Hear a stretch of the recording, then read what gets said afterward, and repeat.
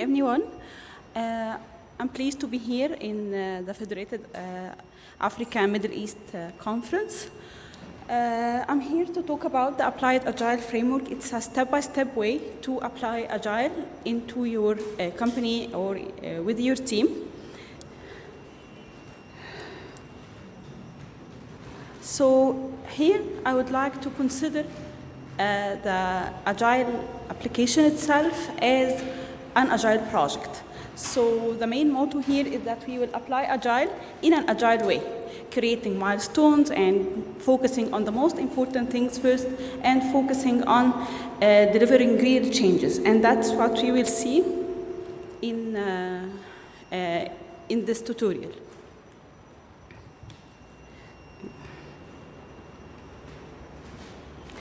First of all, a brief introduction about me. I'm Shokrof. I've been working in the software field for more than 15 years till now. I started as a developer and then I switched after 10 years of working as a developer to being a Scrum Master in ITIDA-SECC education, where this was my last full-time position. Since I left ITIDA-SECC education, I have been consulting and coaching more than 20 companies, and I have taught online and offline courses for more than 20,000 people. Most of them are online on Udemy and they are available worldwide. So I hope you'll benefit from this tutorial today.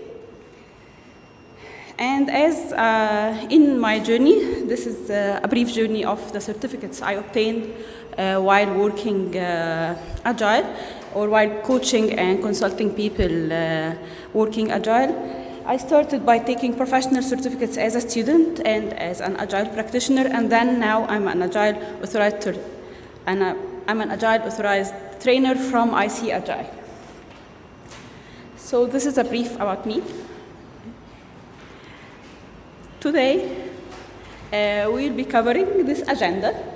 Here we're not into the process of explaining Agile itself, but explaining how to implement it and how to use it to solve real problems in a structured way.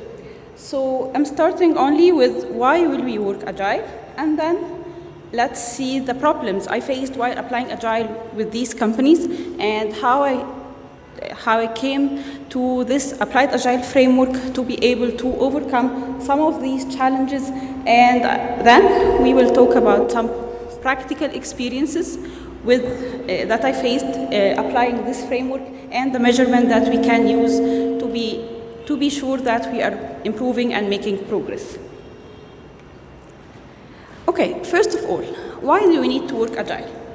Agile is a means to achieve results. So the results are, in times of uncertainty, like the time that we are living now, we need to be validating all the time or most of the time that we are building the right thing, that we are satisfying the need, that we are in the right market, or that we are providing a market fit. So that's why the first thing we need Agile. It enables us to be able to validate by fast delivery and faster time to market. And by the ability, okay, just 1 minute. كده أحسن. أقرب? Okay. And this gives us the ability to change our course and change our plans and make new plans and new adaptations to the changes or the uncertainties we have.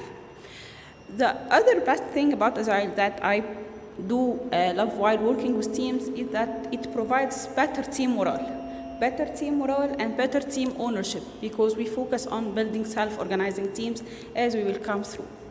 And then Agile in uncertain times is very, very beneficial because it creates a process that is yet flexible. So you can have a structured way, but this way is yet flexible and accept changes and accept adaptation. So it is the right mix between being fast but not chaotic and being structured but not slow. So I started a lot of Agile adoptions, started by doing big trainings, or started by working with the teams adopting the full practices and frameworks with Agile and making too much changes with my teams. So this was how I started, this was how I worked with teams, but I had a problem. Adoption of Agile is a change itself, and for every change, people must go down a bit until they perform better after that. And that was the main problem with big changes with the team, that they get overwhelmed, that they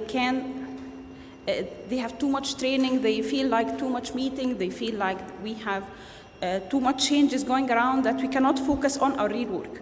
So let's state the fact that the teams, the developers, the testers, the designers, and even the company owners are here to do their own work. They are here to code, they are here to test, they are here to work to achieve results and to sell products. But Agile is a methodology to help them work in a better way and achieve better results and validate and so on, that what we said in the previous slide.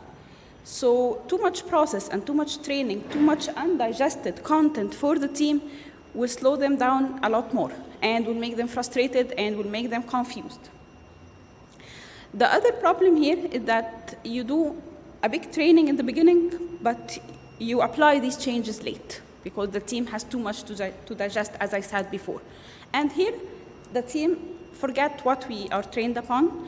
They feel like they took too much, but they feel frustrated that they cannot apply all this. And of course, there comes the budget of the training. When you have too much training, but the team didn't benefit of everything.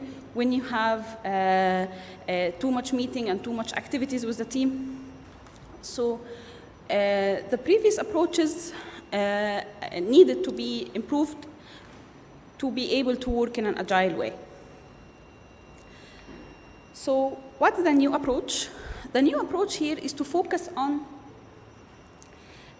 the full, or focus on everything that we need to make change, real change in how the team works. So we need to focus on vision and alignment, process and rules, culture and the human dynamics, and the technical skills and the practices. We need all this to really realize the benefit of agility. But how we can do this in short time, or how we can do this and with the team confusion and resistance and so on.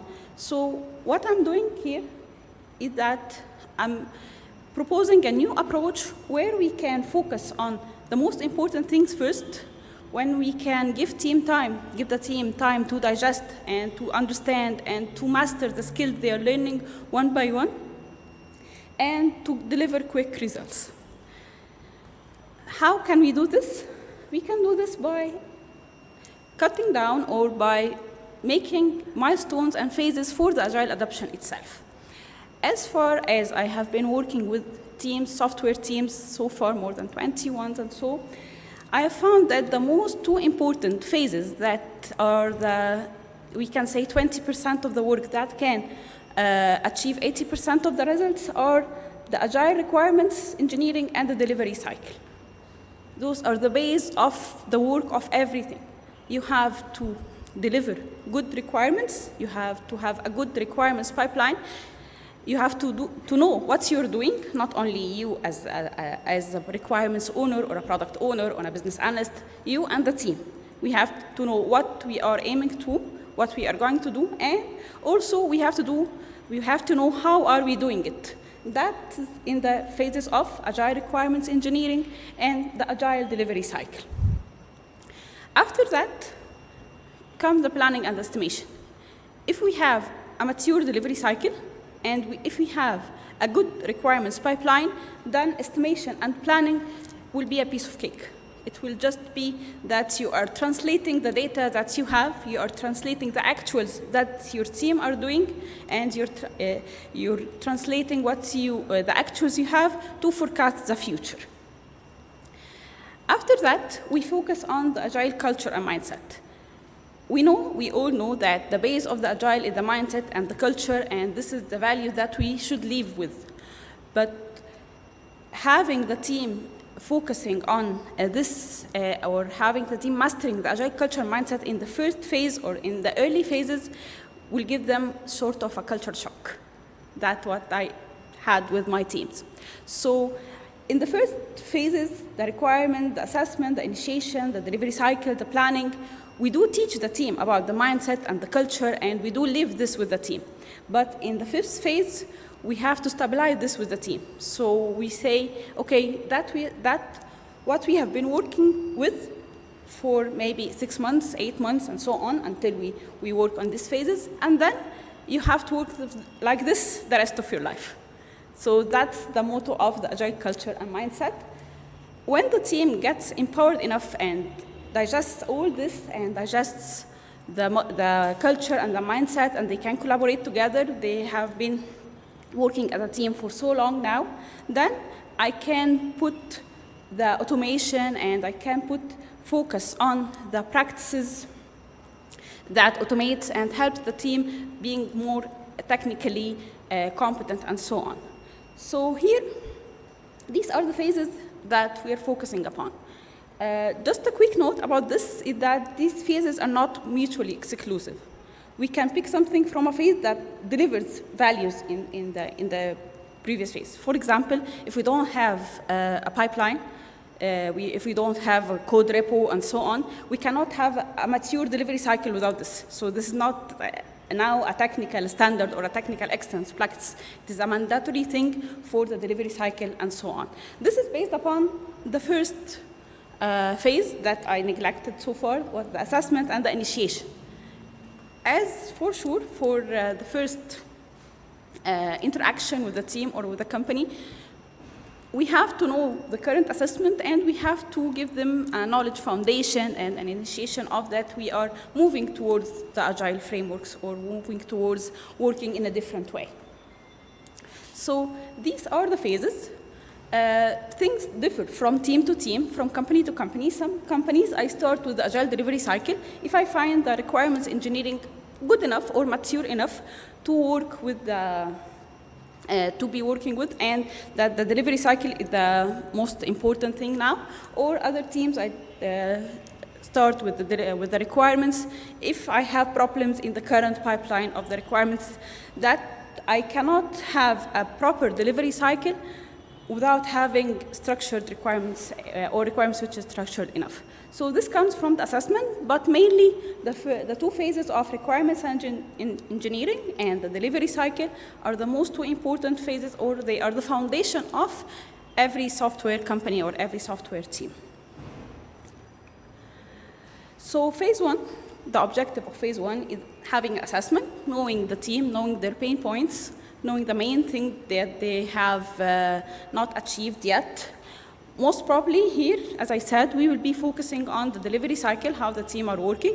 Are there any prior Agile adoptions? Do they implement some practices or not? And also focusing on the Agile requirements engineering, or where are the requirements themselves? How mature is the requirements pipeline, and how mature is the requirements process? Are there any documentation of these requirements? Is there a roadmap or not, and so on? And then we have to do some initiation phases like team training, a quick team training, or knowledge, or an initiation session, kickoff session, and so on. And after that, sometimes we need to change how the team is structured, how they can work together, how are the assignments on projects. Sometimes we need to focus on some projects and kill others so we can achieve success in 1 or 2 of the projects, and so on. All this depends on the size of the team, depends on how the team work together and how the current projects and their state.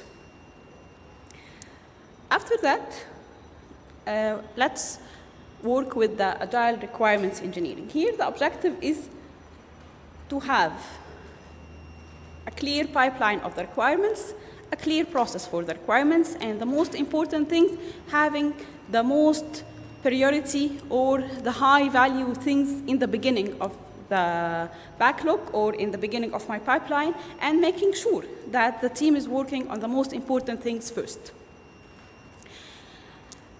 Also, we need to make sure that the requirements are delivered to the team in the right way, that they are groomed well, that the team understands them, and they are in a format, documented in a format that the team can understand and that the team can work upon, and to be able to have the team ready to deliver these requirements in a proper way. So briefly, what we will be working upon in this, we will be focusing on user stories, vertical slicing, the prioritization techniques, user story mapping, sprint reviews, retrospective that focuses on how clear are the requirements are. And what we are expecting from the team is that they ask questions, they document, and they read the documentation. They ask about the priorities. They do trade-offs with the business people or with the product manager. So this is what we focus on the first phase. This phase may take 2 to 3 or maybe 4 months until things are still clear and until the process is stable, until you can say that the team knows what they are doing, knows how they can get the requirements and who is responsible for which requirements, knows who are the decision makers for the trade-offs, and have the ability to slice their work to be able to deliver it. So this is the first phase, and this phase really, really helps a lot and solves a lot of problems of that we delivered the wrong thing. We assumed it was a small feature and then it took us 2 months of delivery. Other problems like in the middle of the delivery, we had a lot of scenarios and a lot of upcoming bugs, and it's not working on the client, or we discovered in testing. All these problems are discovered and are fixed in this phase. So we keep asking, why are the requirements not clear? Why we are not doing good analysis? What do we need to have to slice things in a proper way, in a value-driven way? Why we didn't know that we are not working on the most important things, and so on. After that comes the Agile delivery cycle. The main motto here is that we have a good pipeline now, we have a stable requirements process, and now we need to deliver what we agreed upon. So we have the most important things we are working upon. We have meetings to groom things, to analyze, to do impact analysis and everything. Now we need to be able to work in sprints or in cycles, or if we are using Kanban, we need to have our process, our Kanban process in a good way, and have our work in progress and have our workflow and so on. So here, we need to be able to deliver what we agreed upon, and deliver it frequently, deliver it in a fast way, and deliver it in an optimized way. This also could take from 2 to 3 months until the team can get stable in what they're doing. Usually not less than 3 sprints, if we assume that the sprint is 2 weeks, until the team knows what they're doing. The first sprint, total failure, it's okay. So part of the Agile mindset is to fail, so it's no problem. The second sprint, we're just learning or overcoming the previous failure. And the third sprint, we know how it works.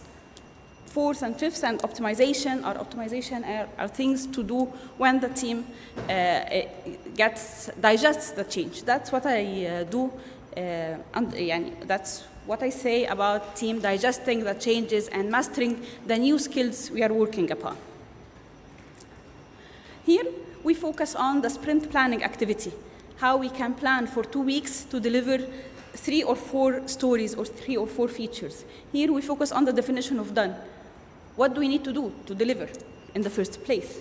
Here we focus on the definition of ready. How can we define that we are ready to work on this? The work in progress limit, visualizing the workflow.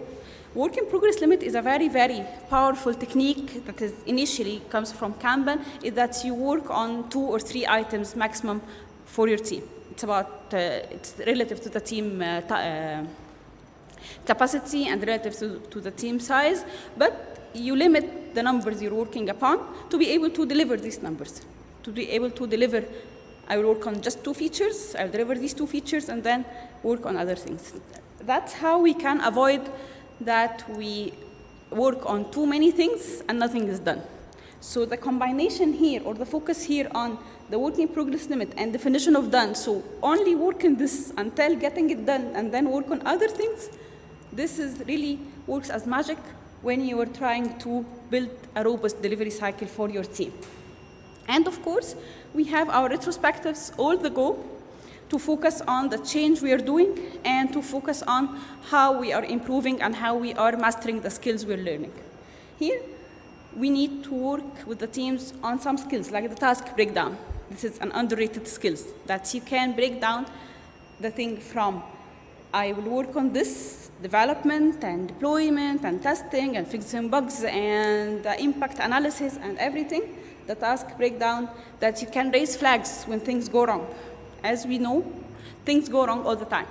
But the skill here is to say it's going wrong, that we need to change the plan. Here, we focus on this. We focus on the daily stand-ups to make sure that we can work in this way. Focus on team communication and team integration. Here, we need to deliver end-to-end. We need to deliver end-to-end features. We have sliced features that we have from the previous phase, and we need to deliver end-to-end features. So you need to integrate between the front end, the back end, the testing, the designers, everyone, to be able to deliver something that is ready to be on production or ready to be live. So we need to focus on team communication. And the team asks questions, and they see the whole value stream. The value stream, as I said, is from starting the task from to do to be done or to be on production. This is our whole value stream. All the team needs to be aware of this value stream and needs to be aware of how to get things done in this way. Also checking visibility or the impact analysis, as I said, because sometimes we do changes and then we think that it's small and then it's too big and so on, so we need to check the feasibility. We need the team to speak up to be able to deliver what they plan. And here is also a part of the Agile mindset. All these behaviors that we're focusing upon are part of the Agile mindset, and they apply the Agile manifesto. But we don't introduce it as this is the Agile mindset. We introduce it as this is how we deliver. This is how we can achieve results. So these are for the most two important phases. After these phases, say we have been working with the team for 4 or 5 months, now we can be ready to plan an estimate. We have a good requirements pipeline. It's not just a good backlog or a good project requirements. We have a pipeline. We have a way to transform our ideas into sliced requirements that the team can work upon. And the team have a way to get these ideas or these features that are ready to work upon and deliver them into a real working product. With these two pieces of the puzzle, you can predict the future because you have history. You have that when we started a project like this, we did the analysis. It took us 2 months of delivery, so we can relate. And thus, when we are ready to work on agile estimation and planning, here you can focus on the planning activities, the replanning activities, and here we can help forecasting the hiring that we need, and we can help forecasting the team or the projects that we can take and how long this project will cost and how long will it take to be delivered.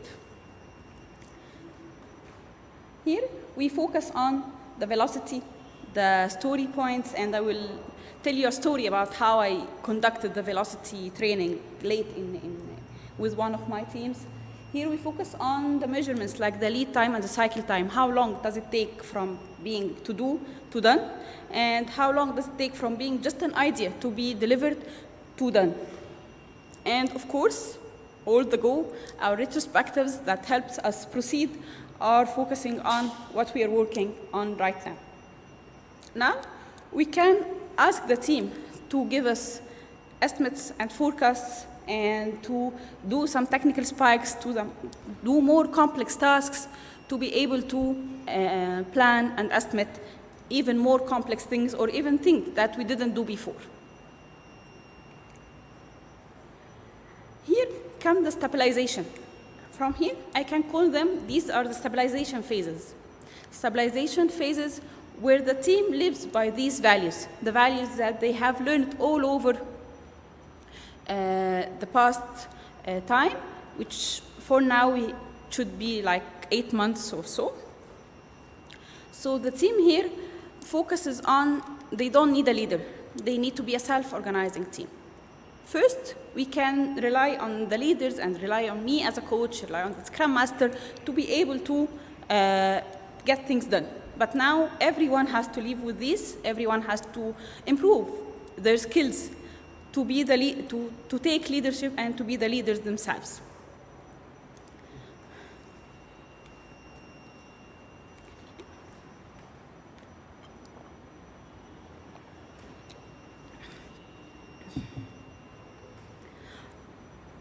Here, we focus on the practices that are totally focused on the team, the one-on-one meetings.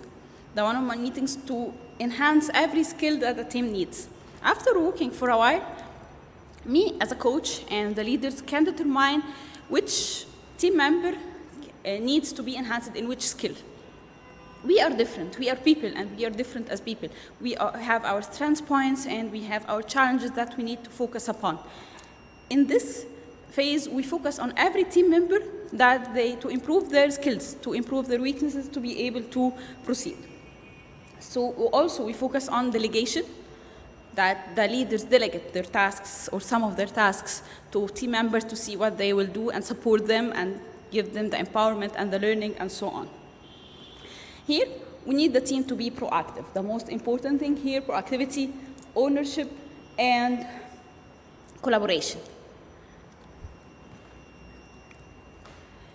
And then comes the other stabilization phase, which is the technical standards and the practice. Also, these two phases can be swiped according to the assessment, according to the team maturity, and according to the team culture.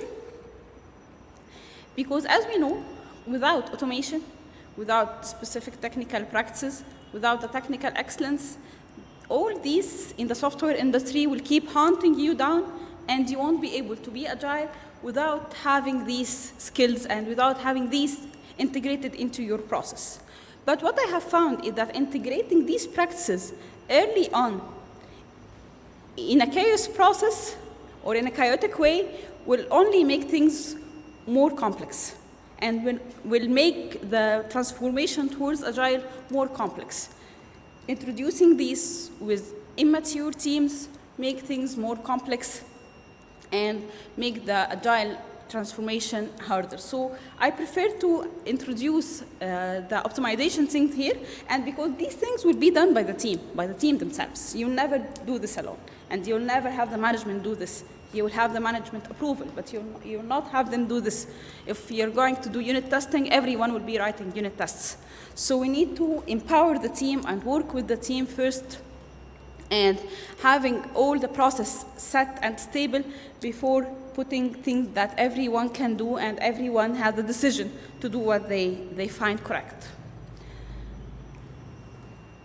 Here we focus on the continuous integration, the continuous deployment, the tools, the coding standards, the coding review process, the pair programming or the mob programming, and so on. And here I do wait for the team to have their decision. They will have the empowerment to say, and they will have the skills to say, okay, to be faster, to be 20% faster, we need to do test-driven development. Here you will wait for the team and wait for the technical guys to do this.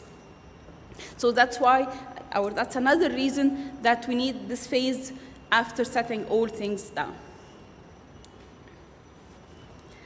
So these were the phases. And this is what I conducted from my experience in doing different things and doing all the previous things in different order. And this is the order that I found delivering results. Having slow changes on the team, it's better for the team, for the members, for the company, and for me as a coach to have slow changes that the team can master and the team can work upon. And slow, steady changes is a lot better than too much changes and confusion, and that the team at the end hate the agile development and hate me as a coach. So I don't want this. Here I have some experiences and stories from the team that I was working with. But before that, I would like to hear your questions or your opinions about what I'm introducing right now.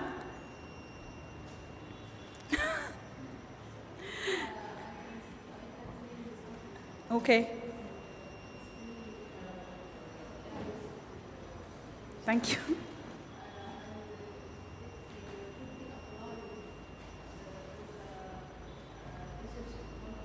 I do apply it with Egyptian companies. Don't worry. Yes.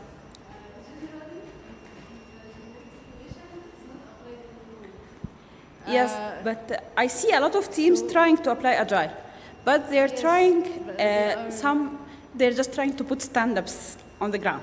So this is not the case. Here I'm providing this. I do have this on my website. I do have some videos about this. Hey, I'm providing this to be able to guide people to how to deliver, or how to apply Agile in a good way. It's as simple as what's your problem? We have a problem in requirements. Okay, fix requirements.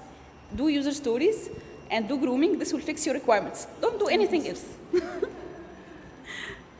So if I would ask something, I will ask you, do you, in your think, or do you think why in Egypt these suits aren't really, well, it's not just in Egypt. If you get into the websites where there are questions about how we apply Agile and we're applying stand-ups and it's not working and so on, it's not only in Egypt. I have worked in Gulf and it's the same thing. And I have been talking with my mentees. I do mentor people in Germany. I do mentor people in Turkey. I do mentor people in Dubai, and they have the same complaints. It is just about the experience of applying Agile. Okay, so how can the company still waiting for from 3 or to about 4 months till the team can be full ready to or full experienced okay. in their jobs? What are the? Let me ask another question. What are the other options that we have? The other option is always having, actually. I don't have a magic stick. It's all about the team. I know, Agile is about the this. team. They will be implementing Agile. They will be working in a better way. I will guide them. I will teach them. But I don't have a magic stick. And Yeah. if you keep working the way you're working, if the way you're working is good for you, then don't change. You don't have to apply Agile. But we apply Agile to work in a better way. So you have two choices. Work as you are working right now, but you will keep having your problems and they will get bigger, or start applying and start failing in applying and start have the curve. It will be marginal. It will be small changes and small improvements over time. There is no magic stick, but you need to start. Yeah, but this is not about the employee, but it's about the managerial level. They have to understand this too. Yeah. We have no other options. They need to understand this too. There's no magic stick. It depends a lot about the team, the requirements, and it depends about the team skills, the team experiences. So, and we need to say that away from Agile, away from this presentation, there are standards for the software industry. If you don't follow these standards, Agile is one of them, but if you don't follow these standards, you will keep have problems. Yes. If you don't follow technical standards, you'll keep have problems. If you don't follow the requirement standards, you'll keep have problems. It's not, so if you're not following the standards of the industry you're working in, this will be hard. Here, just trying to have a learning process. This is just a start to learn and to adapt and for everyone to be better in their skills. So the developer is better at writing code and better at understanding what they need to do. The tester is better at writing automation and is better at generating more meaningful scenarios and so on. Thank you. Thank you.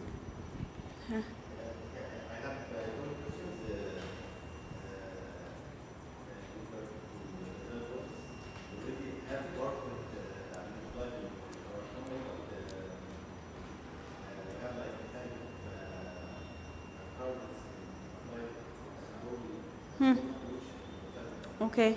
So one of the things, what the workers coming from the Okay.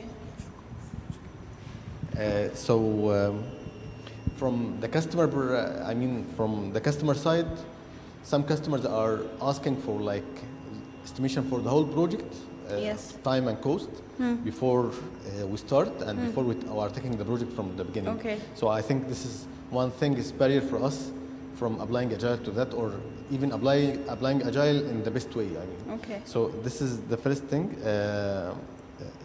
Do you like to have all of the questions or one by one? Okay, let's take them one by one. Okay. So in this case, if you're a company that is running for around 2 years and you have delivered 3 to 5 projects, then you have history. Okay. Relate to this history, even if it's bad. Relate to it. Very bad. Even if this is what I have as true now. This is the data that we have. Okay. Having it or judging that this data is bad or good is something that we will do to improve. Okay. So we say this is bad, let's improve it. But you cannot commit to the client on a fancy estimation. So look at what we do in Agile estimation, the story points or everything, that we relate things together. And if we relate something that we have done before, then this will be easier to estimate. And we'll say, okay, we have done this, and it was a weight of 3, so this will be similar to it. So do the same. So, T-shirt siding with the other projects, and do the same. So, For the whole project. Yes, for the whole project. Yeah. So, even if you don't have details. I mean, when the first time the customer is coming to me, is just say, okay, what do you say about this project? How much time? How much cost does it or should it be covered with? So, I mean, should I give like a holistic side? It is not if you're committing to a cost and time, it is not it is not in one sentence. So I have a friend who asked me about a project he's building, and he told me that he have a 2-month deadline. I told him from my experience, what I've seen was same size the projects, this will take around 4 months. Okay. And I have a bet with him now. So, and I found that another common friend gave him 3 to 5 months, and we didn't agree with each other. Yeah. So we just can relate to what we see with similar team sizes and with similar projects complexity. Okay. So. But I didn't give a commitment. So I gave an estimation. This is the problem, yeah. To give a commitment, you need to analyze more, you need to dig deep more, but you need also to relate to the previous. This is the most true thing that you have now. Okay. So my next question about, okay, right now I have like multiple projects. My team members are like spread over those projects. Okay. And actually, some of those projects are managing themselves. Like, for example, we are outsourcing companies, so we are dealing with clients that have their own Scrum Masters and so on. Yes, okay. So, but for the whole team, I need to have a holistic site so I can manage all of them, even actually that I'm not managing some of them. So, what do you think we can do using Agile in that case? Should I like have the whole tasks in one board and can? No. Yeah. Having every project running in a parallel stream. Okay. Again, let's relate again to the Agile mindset. Slice things. Okay. Focus on things. So let these 3 people be focused on this project, and these 3 people. Actually, this is what happening. This is the best thing that you can do. Minimize people working on multiple projects as much as you can. But we cannot make it 0%. I know it is not practical, but don't make it 80%. Yeah. What I'm saying that if we have like technical lead position, for example, and he wants to have like a whole site for the whole projects that are running, and what are the tasks that each team member is working on. So is that practical or something shouldn't be happening? What I do in this case, but I don't do each team member. Yeah. As let's agree again, if you're applying Agile, you will have this team working on these 2 or 3 features, or these or 2 or 3 slices, and they're delivering it as a team. They are not members scattered, everyone working on something else. Exactly. So I would have a dashboard of these projects, and for each dashboard there's a state. Okay. Maybe some as I can imagine, some are green and some are red. You define red and green. Okay, What of course, yes. what is red Okay. and green for you? Okay. Okay? And then if things are green, leave the team are working as well. If things are red, then go and see where the problem is. But the main thing here is that don't focus on managing people, focus on managing tasks, or focus on managing features. So it's not about who is late or who is idle, or who is working on what. It's about which feature is in progress and needs to be delivered. Is it the more important thing or not? This is what will satisfy your clients, by the way. Your clients doesn't care about Mona doing coding or Mona doing testing on this specific task. Okay. They do care about this feature being delivered. Okay. So management or the leadership or the middle management, as we can say, needs to focus on this as well. Okay. Of course, we focus on the resource allocation and the tasks, assignment and everything as a side or a side effect of what we are doing. So if we focus on delivering the features and we put them all to one developer, this is wrong. Okay. So we don't do this, Of course. basically. Yeah. But it's not about who's working or not. It's about what's going on in the team and how we can improve it. Okay. So one last question. Oh, sorry. I know I have a lot of questions. So it is actually something that I can't understand, but I hope you can let me understand it. So about Kanban. Yeah. So we have like a Scrum or XP or Kanban Yes. or whatever. So for example, I feel like Kanban is giving like a sense of uncommitment to the developers. So they are not delivering on time. Okay. Or like I feel them like feel relaxed with the time. So do you think this is a wrong idea that I have or This something? is not about Kanban. Uh-huh. It's about the team culture. Okay. So if they are doing Scrum, they may deliver 2 stories and they have the capacity of delivering 4. And they Okay. will be relaxed. So it's not about Kanban. Okay. But I know that having a deadline or many deadlines is improving the team. And this is part of choosing the framework that you're working with the team. Yes.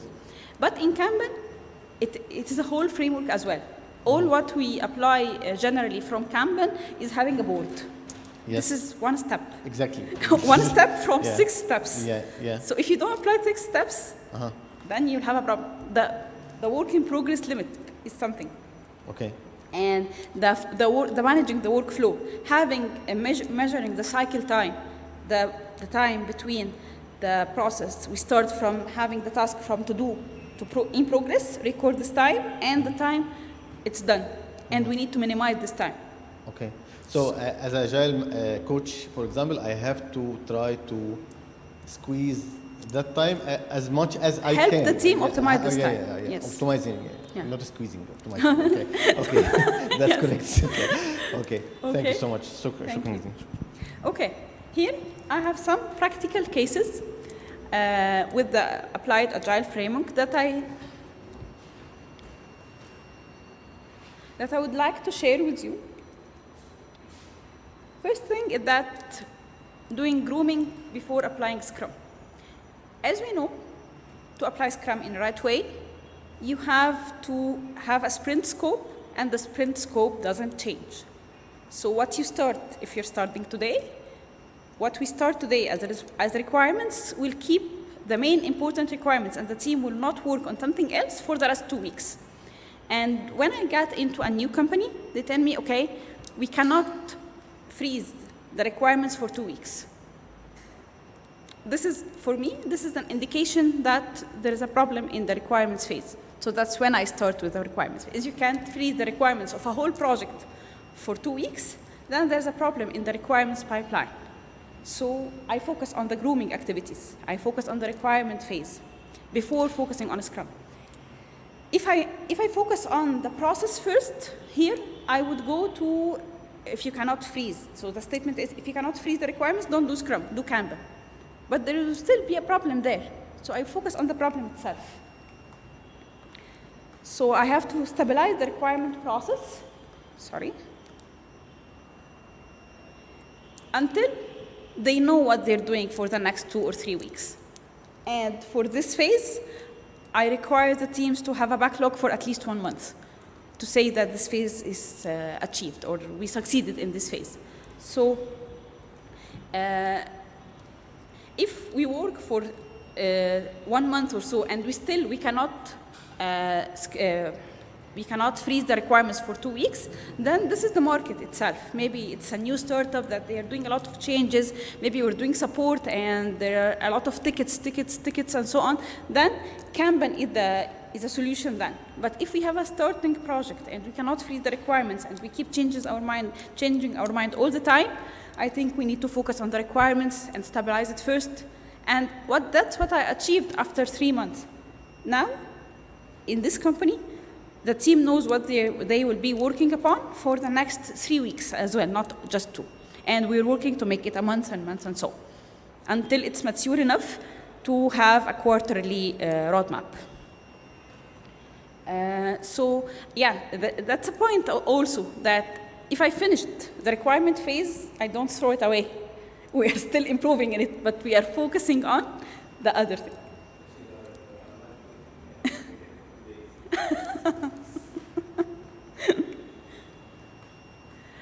Yes, and this is another example of having the team velocity in retrospect.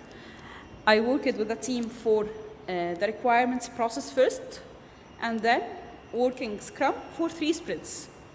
And then I made a session for the team about the estimation. So after we have the requirements, we have the 4 requirements for the project, and it changes as well. By definition of Agile, the requirements keep changing. But we have the main things for the project for the next month or so, and we have been working for 3 sprints. So now I just gave the team a session about estimation, the relative estimation, and told them, okay, let's estimate what we have done before. The stories were very easy to estimate because we have done them. So there was a struggle in estimation when I explained them to the team at the beginning, is that they don't know what they are estimating. And it's not clear. And we don't have the skills to make the requirements clear because we are new to user stories and we are new to estimation and we are new to Scrum. So there were many uncertainties that the team cannot comprehend the relative estimation thing. But when you start training them and giving them the simplest exercise, estimate, let's apply this on what we have done in the past 3 sprints. So the first sprint, we finished 1, 2, and 3. Estimate them. Second sprint, we finished 4, 5, and 6. Estimate them relative to each other. Yes, impact in retrospect. Yeah, this was the exercise for the training. It's not for yeah. And for the third sprint, we finished 4 items, estimate them relative to each other, and then add the estimates, have an average, and this is your velocity. And it is the most accurate velocity that you can have because it's an actual thing. Okay, here you would ask me, okay, how can I estimate in the beginning, as you asked now? I can give you an answer when I'm assessing a team. I can give you an answer about an estimation. This is the sort of magic, and I don't do magic. We read data. And no one, not the team, not the management, not the team leader, not the Scrum Master can give you an estimate of something very, very uncertain. But when you have history, when you have actuals, you can forecast what's coming up. And when the team do this in retrospect, then when you give them the stories of the next sprint and tell them, relate them to the stories that you have done and you have developed, they can relate. So this was one of the achievements on this. And we had this number as velocity, and it continued with the team for 3 sprints as well, because it was accurate. It's another story about task breakdown before estimation. You can't ask a team for an estimate if they don't have the skill of the task breakdown. Task breakdown is a very underrated skill. I think most of you have done this before. Start a sprint, then this will take 3 days, and then it took 10 days. Because we have 3 or 4 scenarios that appeared. Because we have 2 tasks that we didn't know that they were complex. It is basically because we didn't do the task breakdown. So we overrate estimation and we underrate the task breakdown. Task breakdown is your way to get things done. Estimation is just forecasting. So focus on this, and when we focus on the task breakdown, they will be able to estimate. because they will be able to break down things and know what is really getting things done. So we wait also for 3 or 4 sprints until the team masters the skill, and then we will have good estimation. So if I will teach the team one skill at the beginning, if they can do the task breakdown, when we start the task, okay, we'll do development and testing and bug fixing. This is not task breakdown. This is just labels. If they cannot do the task breakdown, teach them this skill, and then they will easily acquire the estimation skill. The last thing is about the normal conflict of the self-organization team. When you say the agile teams doesn't lead a leader, they're self-organizing teams. If you try to apply this on your team right now, you will panic, your team will panic, management will panic, and this will be chaotic. Because this doesn't come as from day one as well. It's a progress. It's a skill that the leader acquires and the skill that the team acquires. It's a communication process between the teams. It's a framework that Scrum puts that helps the team plan together, sit in retrospectives to solve the problems and everything. So when I start like what Kanban say. Start with your current roles and assignments. That's okay. If it is working somehow for you now, let's start with it. And evolve with time. That's why I make the culture, and this part of the culture and mindset that we delay to the rest. When we have a stable requirement process, when we have a stable delivery process, when we have estimation and planning and the team have these skills, then I can say, okay, let's prepare this team to be self-organizing. But in the beginning, the team are used to rely on their leader. So they panic when you say that you will rely on yourself. Or you will communicate with each other, and they're not used to communicate with each other. And the management and the leader will panic and will feel like they will not need me anymore. So they will feel threatened. So we start working as we go, but we start applying new concepts. Like, if you're really delivering in a sprint in 2 weeks, then you must delegate to the team. No leader will be able to have the plan in his mind and do everything and deliver in 2 weeks. This is not achievable by humans. So he must rely on the team. The team must communicate together and don't wait for the leader. If you have a problem, you cannot wait for a day until your leader comes from vacation or finish his meeting or finish his task until you can tell him that there is a problem and fix it. If you wait for this, then 2 days are spanned and the sprint is over. So you will not be able to deliver. They will have to communicate together for the sake of delivery, not for the sake of self-organizations for now. In the 5th phase, this will be for the sake of self-organization.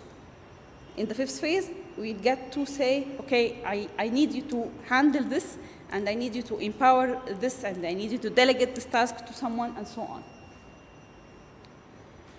And we give the team the time and assistance. Some teams don't have some skills. Some teams are poor at the planning skills. Some team members don't have planning skills. So you cannot tell them, okay, go and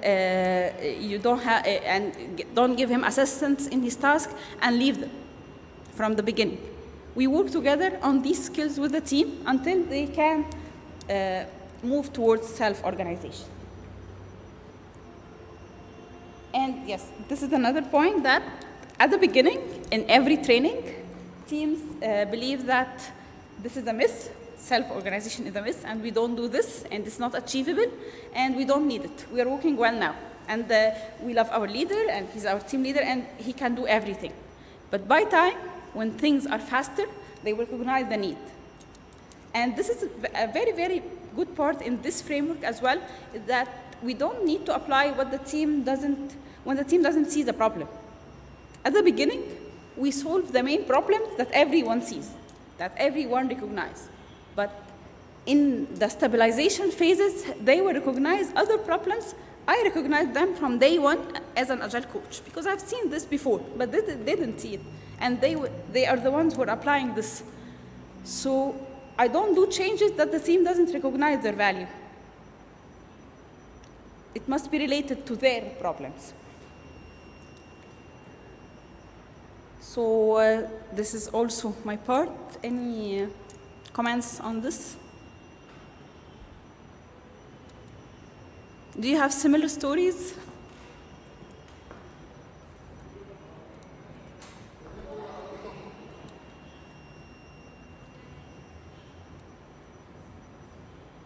So this is my last part, so we're not...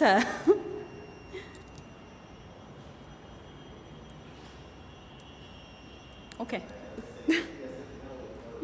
Okay, no problem. We will have a question answer part also at the end. So applying this framework, I get the question of how can I know that we are ready to move from phase 1 to phase 2? Or how can see our progress in these phases? So we have some measurements in the Agile. They're not so popular. The most popular one is velocity, but velocity is not the only measurement that you can have for your Agile team. So for the first phase, I do measure things. Some things come from Jira, come from the tool, Azure or whatever, and other things we need to log it yourself.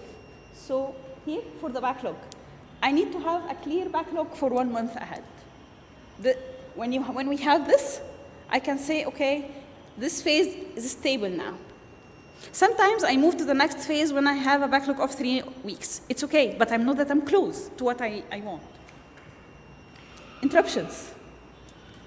The source of all devil. Interruptions. We're working on something, and then leave it, work on this, leave it, work on this, and get back, and the other team members are confused as well, and complete chaos. So I need to know how many interruptions do we have. Do we have interruptions weekly? Do you have interruptions monthly? Or do we have interruptions daily? This is a very, very big indication. And what are the types of interruptions? Sometimes we have an extreme case that needs to be fixed before, and Agile will not fix it. Applying Scrum will not fix if you have bad quality in your product and you have everyday clients complaining from critical issues. This is a quality issue that you need to focus upon. Applying Scrum, applying stand-ups, writing user stories won't help you. So you need to measure this, and we need to see this. I have a good story here. One of the team members who applied, he's an engineer, he's a team leader, and he applied the measurement of the interruptions very rigorously. Every time someone came to him, he's a team leader, so he's a contact person. Everyone comes to him for questions, for problems, for everything. Every time someone came to him with a question or an interruption and so, he recorded it. Only the act of recording, and when he communicated that he's recording it, made the interruptions less. Because he has been telling them, okay, I will do this, but I will record it as interruption. So this makes the interruptions less. We have a lot of solutions for this. Some interruptions are from inside the team. So we can say, okay, do you need to interrupt him on this now? Or you can wait for tomorrow in the stand-up. Do you need this feature right now? Or it can wait to the next sprint. So work will be done. But handling when it will be done and handling the reason of the interruption. So if the reason of interruption is the team is panicking all the day, then we can handle it by time management. If the reason of interruption is quality, then we need to focus on quality and so on. Okay? Slices. This is a very, very important thing. We have good requirements, but we have big requirements that the team takes 2 sprints to deliver. It needs to be sliced into an average slice of 3 to 5 days of work. Maybe we will deliver them as a release at the end, but we need to have the full integration cycle in the beginning. We need to have the requirements, we need to have the user stories, we need to have development, testing, bug fixing, and getting done. This is a skill that takes time to implement, and most of the time I have this conversation. Please slide these requirements. No, it cannot be sliced. And in the retrospective, we could have slices into 3 stories. Okay, do it next time. It's a learning process, and I don't mind this. But every time I hear our work cannot be sliced, And in retrospect, we could have sliced them because it took too many time, and we could have released faster. So I don't want to hear, it couldn't be sliced. I name it, we cannot slice it now. We don't have the skill of slicing now, but it's not that the problem itself cannot be sliced. Ready items. It's the very, very important thing that how can I measure that the pipeline or the requirements is good? I know what I need to do for 1 month, but I cannot deliver them to the developers. So we didn't achieve anything. We achieve things by getting things done. If you cannot deliver them to developers in a proper way, in a ready way, then this is only paper. This is a paper, not a working software, like what we say in the Agile Manifesto. Working software over documentation. This is it. We need things to be ready. And we need things so I measure the number of ready items in the development. How can I measure this? When we sit in the sprint planning, and when you sit in the planning, can the developer work? Or when they start working, they say, okay, but the design is not ready. We don't understand this. The documentation, we don't have acceptance criteria. It is not written in Jira or in Azure or whatever tool you're doing. This is not a ready item. Although it is ready in the mind of the product owner or the business person, but it is not ready from the side of the developer. Each team have their own definition of ready. So how many items do you work upon that are not ready? There can be exceptions. There can be things that there can be mistakes and so on. So I can say it's 80%. 80% is okay. But we need to have most of our things going in the pipeline, going in the process in a correct way to be ready for implementation. Quality of our requirements analysis. It's a two-way thing. It's not only the business people, the business and the team. How many blockers do we have? So we cannot start working on a feature and then we discover that there is a main scenario that is blocked. This is not analyzed well. This is part of the maturity of the requirements process. We need 70% of the stories, scenarios, whatever, are well designed and that we know before starting. There can be a margin of 30% of, okay, when the internet goes down and there's no network and then the application then didn't respond well or the data were not saved. This is okay. This is a room for learning. But we cannot say that I'm doing a main scenario and it is blocked. We don't know how to implement it. This is a real problem. The lead time. Here we can measure the lead time, starting from saying that we have this requirement until it gets done. It's not when we say to do. It may be idle for 2 or 3 or 4 sprints. But we need to measure this to know that maybe you will kill it, but it's not in the queue. So maybe we say that, okay, we need to do this enhancement on a feature, and by time you find that it's not important enough. Okay, kill it. But if it is waiting in the queue for 2 months to be implemented, then we need to have a problem in prioritization here or so on. The groomed versus actual scope, the changes here. We planned and groomed and we explained things to the team, and then sprint starts, do something else. Then this is a waste of time. And this is done. All this is done in all the time. Priorities change the last time, so we planned for something and we have done something else. We have to know this as well. For the Agile delivery cycle, I measure the failed sprints. The most powerful thing about a sprint, it is a mini deadline. So if it is just a deadline, if it is just a way to say, okay, it isn't finished in this sprint, okay, it's okay, let's finish it in the next sprint. This is not the case. We need to have a failed sprint and to know, did we deliver output in this sprint or not? And here we have two types of failure. First type of failure, that you didn't deliver anything in this sprint. So you have 0 story points or you have 0 deliverable. And the other thing is that you didn't deliver the goal. Maybe you delivered something else, but you didn't deliver the goal. We measure both. And each one tells you a different story. If we can deliver, if you have 0 output, then it's an integration and communication problem. It's a resource allocation problem. If you have problem in the goal, then maybe the goal changes, maybe the goal is not clear, maybe the team doesn't understand the goal, and so on.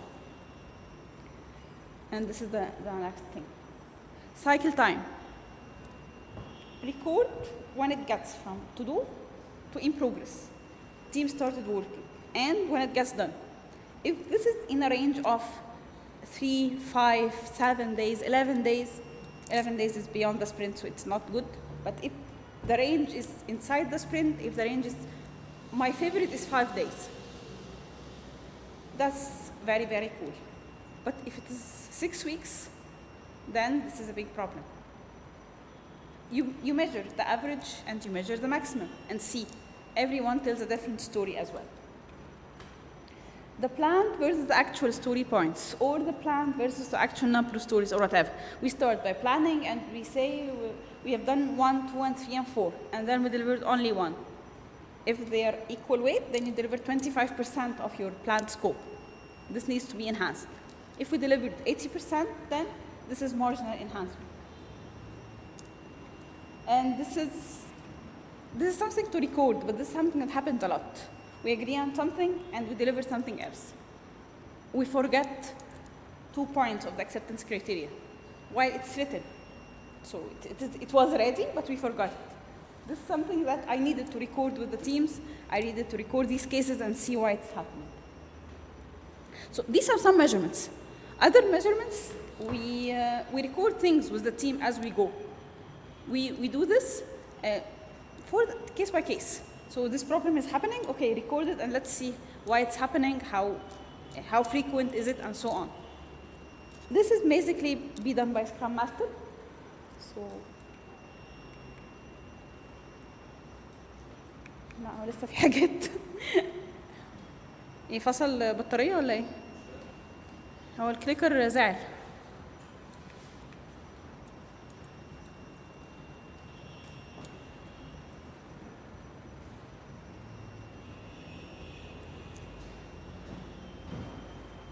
هو لو ده فيه بطارية، البطارية بتاعته بتفضى بسرعة.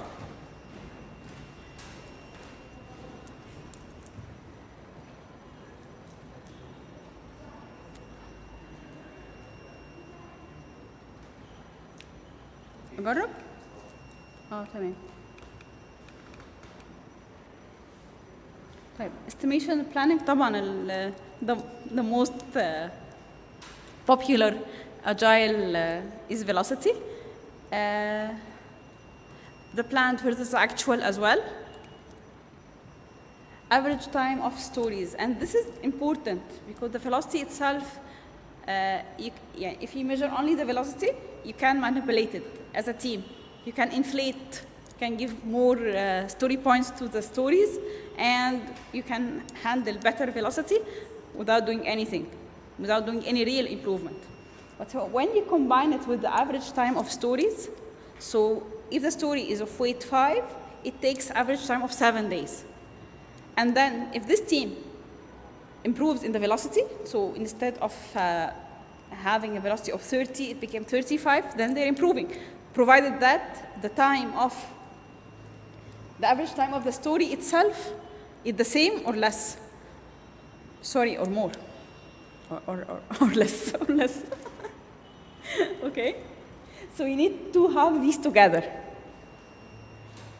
Velocity itself can be manipulated. You can give the story, it's really of the weight of 3, and I can give it 5. So at the end, I will achieve 30 instead of 20. But you have to know the time also. The estimated versus the actual estimates of the story, and most of the stories. So here, we gave it 3 in the grooming phase or in the planning phase. But after we implemented it, we say, no, it was like 8. If this happens a lot, then you have a problem in the requirement phase, or in the estimation, or in the breakdown. Let's get back and see the problem. Okay. For the agile mindset and culture, this is a very soft thing. So we don't have numbers to measure them, but we do a team health check. It's a survey that you can do it in the retrospective, or Normally, يعني without measurement, I review the retrospectives and see the problems that are repeating. But here, if you want to have a measurement, you can have a team survey about their happiness, their satisfaction, their learning, their safety, to speak about problems, their ability to handle changes, whatever you need. You can have a survey about it in the retrospective or monthly or so ever, to be able to know the team and the mindset and culture. Last one. And for the last one, it's about, this is very, very numeric. Unit tests coverage. How many of your code are you covered by unit tests, by automation tests? The pipeline, how many of it is automated? Are you doing just continuous integration or continuous deployment as well? Time to have a new machine or a new environment for the team and so on. These are also examples. This is not the only measurements that we have, but these are sample of how you can measure in every phase. I'm done. These are some testimonials about what we've done. Not most of them are with the Applied Agile Framework, but this is the work that I have done before. And thank you. These are my contacts. Thank you. And I'm available on Agile Arabi. I'm available. I'm the only Mona Shokrof out there. And my name is unique, so you can find me everywhere. So, any questions?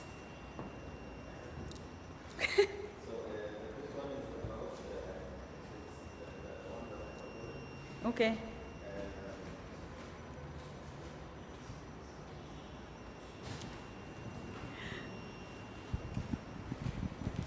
So the first question is about for the bug. I mean, we are estimating the sprint according to the number of stories and the things that we are going to develop. Okay. But what about the raised bugs within the sprint? Okay. Is it something that we have in mind? So we have okay, we'll take 5 extra points. We have different strategies for this. It depends upon what you are doing, what you're using velocity for, and depends upon the number of bugs, the frequency of bugs, and so on, and the complexity of the bugs. If I have 2 or 3 bugs that they're complex, they're like stories, they're like small stories, then I put it in the scope and I give it weight and so on. I make it a ticket as well. Okay. A story As ticket. a story. Yes. As a story. Okay. If we have a bulk of bugs, like 50 bugs that we need to solve in the next 3 or 4 sprints, then I give some points or some capacity. I say, okay, 2 or 3 days of the team time of the sprint will go for the bugs. I give them some sort of allocation. Okay. If there are interruptions, Yes, that's exactly. So do I have something for interruptions? For the interruptions, the short-term solution is having a slot. Okay. The long-term solution is seeing why do you have a lot of release bugs on the interruptions and solve it. You cannot go for this forever. Okay. The quality and the code will collapse themselves. Okay, that's fine. So you need to focus on both. Okay, tamam. So the next one is about the cycle time. What does it mean? Does it mean for the cycle time for the goal or for one story? Cycle time, we take it as average. Usually, when I'm recording something, or you can get the cycle time from the tool itself. Jira, DevOps, it's Azure, and so on. I see the average and the maximum and the minimum. Again, why are we measuring these things? This is per story or?